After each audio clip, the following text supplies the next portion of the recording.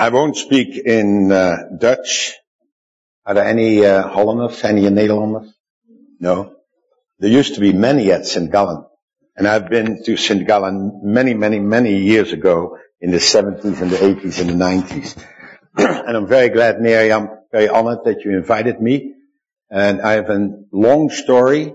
However, I have to catch a plane at 12:15. So I'm pressed and stressed, particularly because my slides were lost, but they were with the help of this wonderful place flown over by email the last 10 minutes.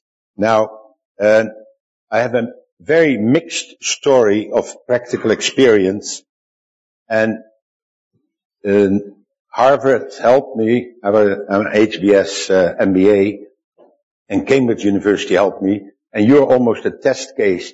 And Miriam, after I've gone, I still like to find comments about what I present, because I present a lot of material, and the question is Bert as entrepreneur? I'm Dutch, by the way, but I have in my family 8 nationalities. My wife is Swiss from Zurich. 3 of my kids are Swiss. I have Mexican, I have Canadian, I have American. So I'm a multinational citizen. So, very briefly, what did I do? I was very lucky.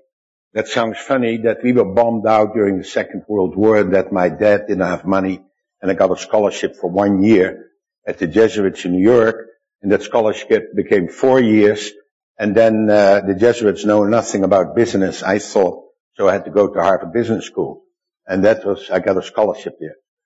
I couldn't get a job in America because I was a foreigner, so I went to Alcan. But already I was thinking about this morning. I've been emailing and telephoning my son in Hong Kong and all.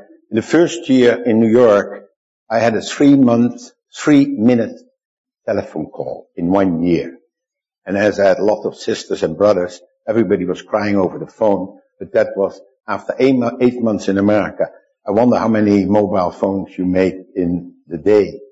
As the world has totally changed. The aluminum company of Canada, which is a huge company, this factory is now in Switzerland, and I got an idea of doing something on my own.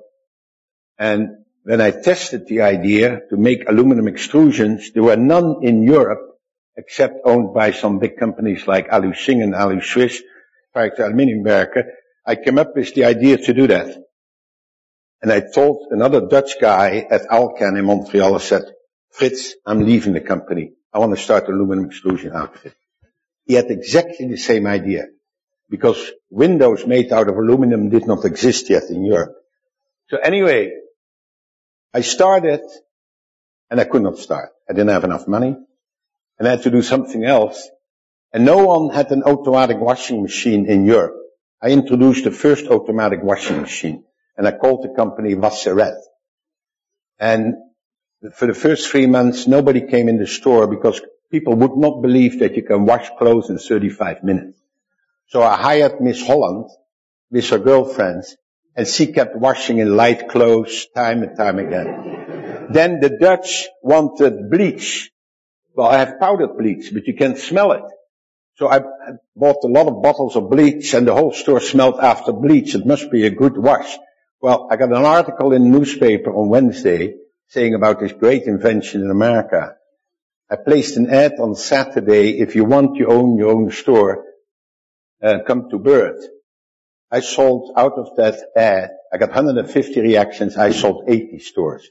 And I built 350 corner blondie stores in Holland, in Switzerland, in Belgium, and in Germany. Then I got into the dry cleaning, I got into the car wash, and then my aluminum started to take off.